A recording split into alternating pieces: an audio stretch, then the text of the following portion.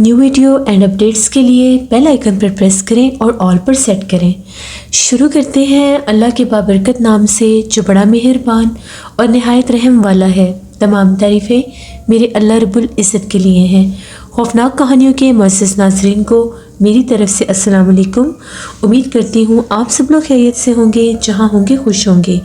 आज आप लोगों के लिए मैं बहुत डरावनी कहानियाँ लाई हूँ जिन्हें आप लोग बहुत पसंद करेंगे। आज की पहली खौफनाक कहानी हमज़ा शेयर कर रहे हैं।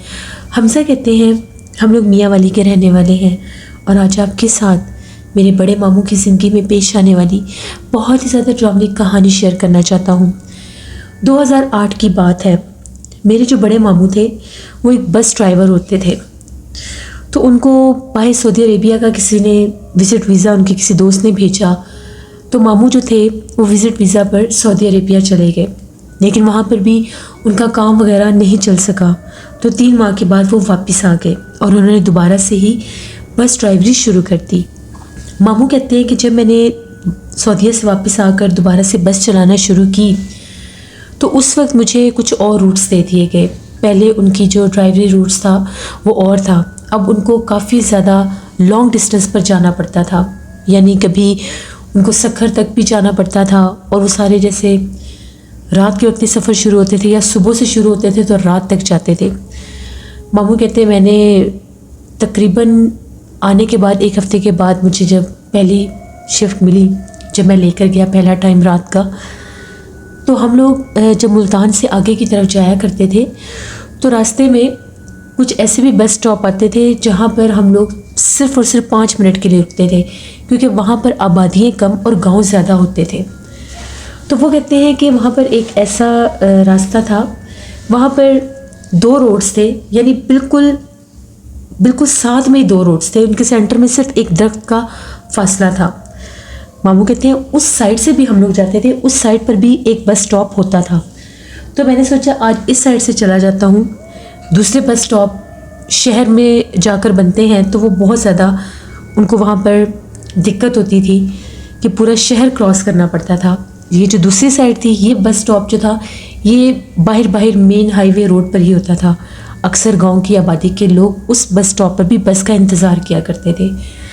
रात 2:30 बजे का टाइम होगा। मामू कहते हैं जब हम लोग उस रोड पर, जैसे मैंने बस उस रोड पर डाली उस सड़क पर, तो मैं जा रहा था, एकदम से मुझे कुछ रोड बदला सा लगने लग गया। मुझे बड़ा तज्जुब हुआ कि ये 3 माह में ऐसा क्या हो गया, ये रोड इतना बदल कैसे गया है। जो माइलस्टोन थे उनके ऊपर भी जैसे वो ब्लैक कलर का उन्होंने फेर दिया था, जो संगे मील लगे होते हैं जिसके ऊपर डिस्टेंस रीडिंग लिखी होती है कि इतने किलोमीटर अगला शहर है, इतने किलोमीटर अगला स्टॉप है, उनके ऊपर जैसे उनको मिटाया गया था। 3-4 कहते मैंने वो संगे मील माइलस्टोन देखे, लेकिन किसी पर भी मुझे वो डिस्टेंस रीडिंग नज़र नहीं आ रही थी। मैं काफ़ी आगे निकल आया, कोई मुझे उस रोड के ऊपर बस भी नज़र नहीं आ रही थी, वरना इस टाइम पर रात की शिफ्ट में अक्सर बहुत सी बसेस हम लोगों के साथ साथ या आगे पीछे हुआ करती थी, और जो लॉन्ग रूट होते थे वहाँ पर हम 2-3 बसें जो होती थी आगे पीछे लेकर चलते थे कि कोई डाके वगैरह का भी डर ना हो, क्योंकि ऐसे बास सुनसान वीरान और दूर दराज के इलाके भी आते थे जहाँ पर डाकू अक्सर रॉबरी कर लिया करते थे। मामू कहते मैं काफ़ी आगे निकल आया, तकरीबन बस में जितनी भी सवारियाँ थी सब सोई हुई थी। काफ़ी रात का टाइम था, सर्दी का मौसम था और सारी गाड़ी पूरी बस के शीशे भी बंद थे, आगे लोगों ने पर्दे किए हुए थे। तभी मामू कहते हैं तकरीबन 3-4-5 किलोमीटर में आगे निकल गया और वही मुझे बार बार संगे मील ब्लैक दिखाई दे रहे थे। आगे जब पहुंचा तो वो एक बस स्टॉप होता था, वहाँ पर मैं क्या देखता हूँ कि जिस तरह से कोई हाथ में लाइट लेकर खड़ा है, थोड़ी सी मुझे तसल्ली हुई कि शायद कोई आबादी का कोई है मुसाफिर जो यहाँ पर मौजूद है, तो चलो इसको बिठा लेते हैं। जैसे मेरी गाड़ी उसके पास जाने लगी, अभी इस बस स्टॉप के पास ही मैं पहुँचा था, तो अगर मैं देखता हूँ कि सुर्ख लिबास में कोई औरत खड़ी थी। सुर्ख रंग का उसने पूरा लिबास था और बाल खोले हुए थे, बहुत ब्लैक बाल थे और सारे बाल मुंह के आगे किए हुए थे। हाथ में उसने जिस तरह से पुराने दौर की, पुराने ज़माने की लालटेन होती है, वो लालटेन थी और वो ऐसे सर झुकाकर खड़ी थी। आधी रात में अकेली औरत वहाँ पर खड़ी हुई, दूर दूर तक वीराने, कोई मुझे नज़र नहीं आ रहा था। और उसके साथ मैंने गाड़ी रोक दी और मैंने जैसे ही कंडक्टर से ये कहा कि सवारी है, देखो अगर जाना है तो। कंडक्टर जैसे ही बस रोकते हैं तो वो दरवाज़ा खोलते हैं और सवारी जो होती है वो जिस तरफ से उसने सीट पर आकर बैठना होता है वो उस दरवाजे की तरफ आ जाती है। वो औरत जो थी वहीं पर खड़ी हुई, हिलजुल ही नहीं रही थी। मैंने बस का हॉर्न भी बजाया, रोशनी थी इतनी ज़्यादा, पर वो ना हिल रही थी। अजीबोगरीब उसका स्टाइल था। वो जो कंडक्टर था वो नीचे उतरा और जैसे उसके पास जाकर पूछने लगा कि तुमने जाना है तो बस खड़ी है, तुम आ जाओ। वो उसके करीब गया तो वो जो औरत थी वो दरख्त के पीछे चली गई। मैं भी देख रहा हूँ। वो कंडक्टर ने जैसे ही झांक कर उस तरफ देखा, एकदम से उस कंडक्टर को किसी चीज़ ने इतनी पावर के साथ उछाल कर दूर फेंका सड़क के ऊपर। मेरी भी चीखें निकल गई कि हो क्या गया है। मैं जल्दी से मैंने बस बंद की और मैं बाहर निकला, उसको जाकर उठाया। उसकी तो हालत बहुत ज़्यादा गैर होगी, उसके कमर पर बहुत ज़्यादा चोट लगी कि ये हो क्या गया है। मैंने दरख्त के पीछे की तरफ जब देखा, जिस तरफ वो औरत मुझे जाती हुई नज़र आई थी, वहाँ पर कुछ भी नहीं था। उस औरत का दूर दूर तक नामो निशान भी नहीं था। 2-3 बंदे और भी चाह के जो सवारियाँ थी, जब बस रुकी उन्होंने कहा कि पता नहीं क्या हो गया क्या नहीं। वो लोग भागते हुए बाहर निकले। मैंने नहीं कहा कि यहाँ बहुत खतरा है, जल्दी से बस के अंदर चलो, हम लोग गलत रूट पर आ गए हैं। तो जैसे ही वो कंडक्टर को 2-3 बंदों ने मेरे साथ उठाया, बस के अंदर डाला, उसकी तो चीखें निकल रही थी, दर्द से बुरा हाल था। अब मैंने वहाँ से बस टर्न करनी थी। मैं बस को थोड़ा आगे लेकर गया कि मैं रिवर्स करके उसको मैं वापस मोड़ता हूँ। तो जब मैं बस मोड़ने लगा, उस बस स्टॉप के पास से ही जब मैं गुजरा, वहाँ पर उस पुराने बेंच के ऊपर मुझे वही मखलूक दोबारा बैठी हुई नजर आई। उसका एक बाजू कटा हुआ था और एक हाथ में अभी भी उसने लाइट पकड़ी हुई थी।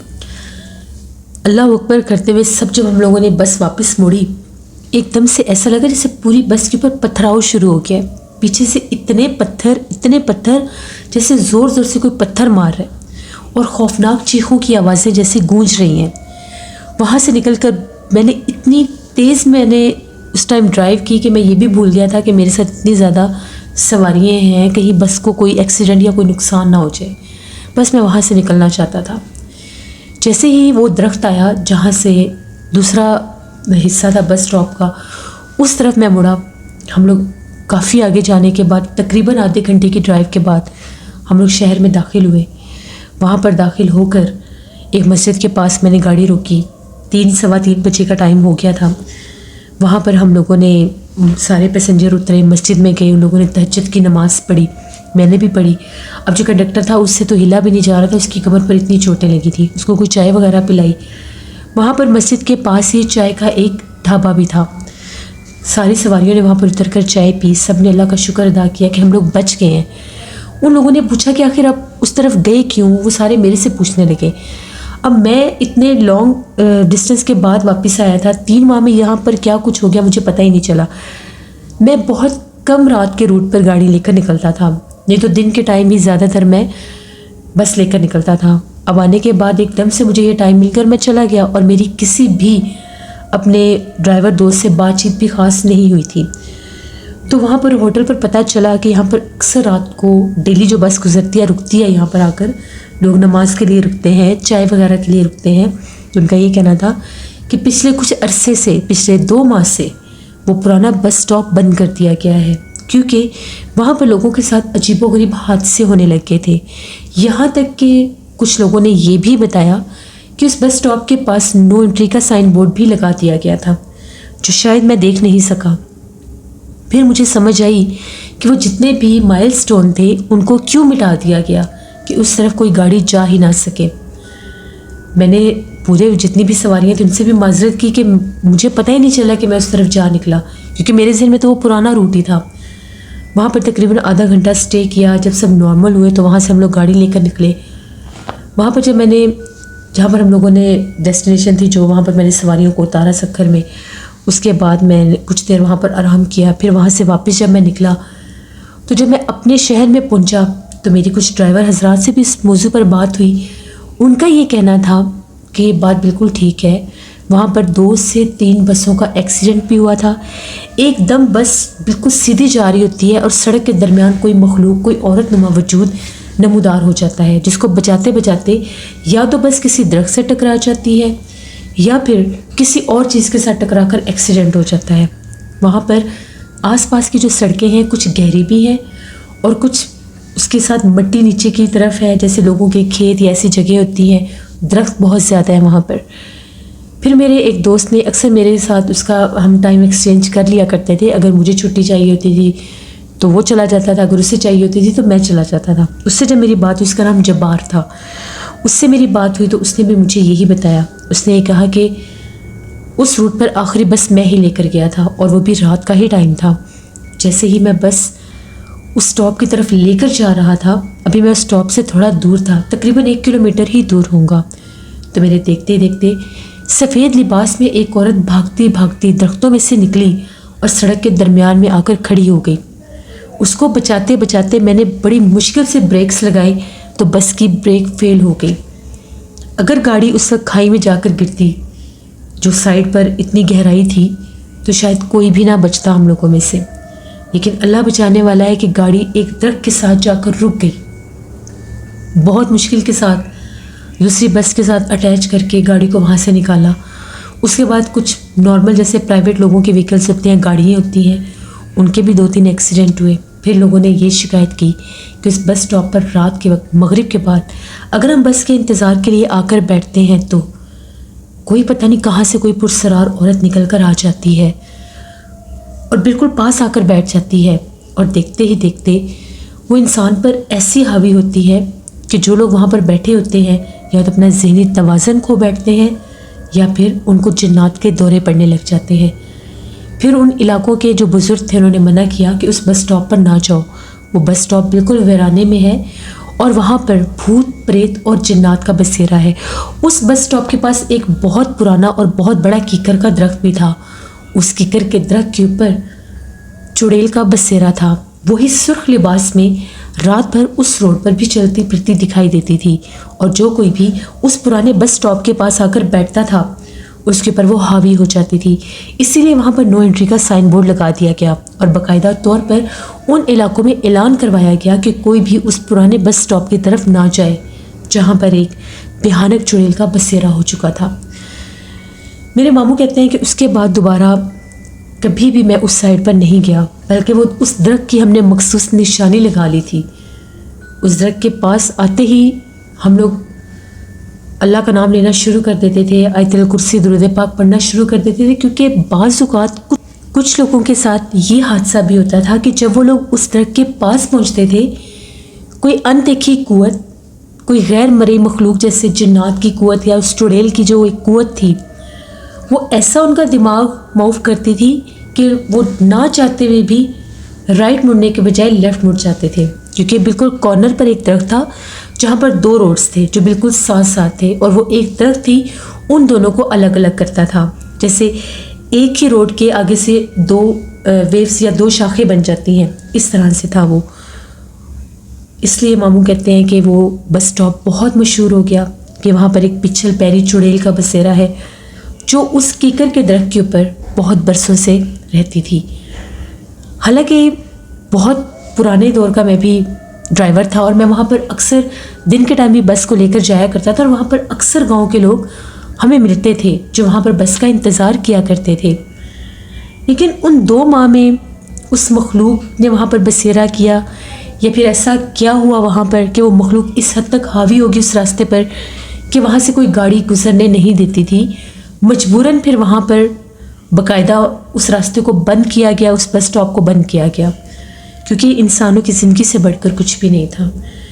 तो ये एक स्टोरी थी मेरे मामू की जो हमें वो हमेशा सुनाते थे और हम उनसे बहुत शौक़ से ये स्टोरी भी सुना करते थे जो मैंने आपके साथ शेयर की। बहुत शुक्रिया हमजा आपका। जिससे ये बात बिल्कुल ठीक है, बाज़ रास्ते, बाज़ रोड बहुत ज़्यादा सेफज़दा होते हैं जहाँ पर इस तरह की गैर मरी मखलूक़ात का बसेरा हो जाता है कि वो गाड़ियों को नुकसान दे देते हैं, सवारियों को नुकसान दे देते हैं। अल्लाह से रहम मांगना चाहिए। जब भी आप लोग सफ़र शुरू करते हैं, सफ़र शुरू करने की दुआ पढ़ लिया करें और सदका लाजमी दिया करें, क्योंकि सदका आने वाली 70 बलाओं को टाल देता है। अपना फीडबैक मुझे ज़रूर दें, आप लोगों को आज की खौफनाक कहानी कैसी लगी। आप लोग भी अपनी खौफनाक कहानियाँ शेयर कर सकते हैं डिस्क्रिप्शन बॉक्स में दिए गए ईमेल आईडी noshinwar57@gmail.com पर। इसके अलावा आप लोग मुझे कमेंट बॉक्स में भी स्टोरी शेयर कर सकते हैं। हॉरर स्टोरीज़ उर्दू पर भी मैं स्टोरी ऑन एयर कर रही हूँ, बहुत हॉरर स्टोरी है, वकास अहमद ने भी शेयर की है, उनकी स्टोरी भी आप उस चैनल पर सुनेंगे। वहाँ पर जाकर भी मेरी स्टोरीज़ को सुनिए और पसंद करिए। मेरी तरफ से तमाम मुसलमानों को 12 रबीउल अव्वल की ईद मिलादुन नबी की जश्न आमद रसूल बहुत बहुत मुबारक हो। अल्लाह हम लोगों के घर में इस मुबारक दिन के सदके हमेशा रहमतें कायम दायम रखे। आमीन सुम आमीन। अपनी ढेरों दुआओं में मुझे मेरी फैमिली को ज़रूर याद रखिएगा। इंशाल्लाह कल आप लोगों के साथ फिर मुलाकात होगी किसी नई खौफनाक कहानी में।